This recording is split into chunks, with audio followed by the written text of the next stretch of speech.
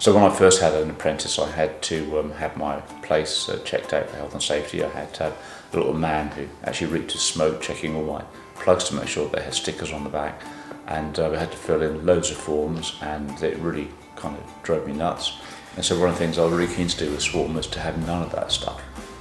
I mean, yes, the place has to be safe, and yes, it has to be appropriate, and yes, it has to be a real job, and yes, the employer has to be up for it for all the right reasons. I'm just looking for cheap labour.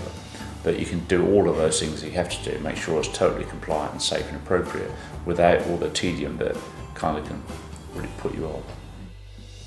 So to have a Swarm apprentice, you actually only have to commit to pay the young person for 30 hours a week. So and we suggest people pay the minimum wage for that age, not the lower apprenticeship rate. And you get a grant of 1,500 quid after 3 months if you haven't had an apprentice in the past 12. And what that means is that someone taking on, say, a 16, 17-year-old to do this qualification, that young person will cost them less than £5,000 in the first year. So, if you're interested in SEO and social media and getting your Twitter profile up and just that kind of stuff, you could spend that money in 3 months with an agency. I'm not suggesting that you take an apprentice on to replace an agency, but it kind of helps.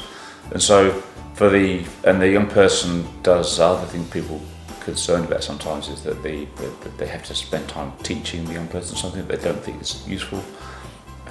We're working with a group of 12 businesses, 12 apprentices, one person doing the training and a bit of business support.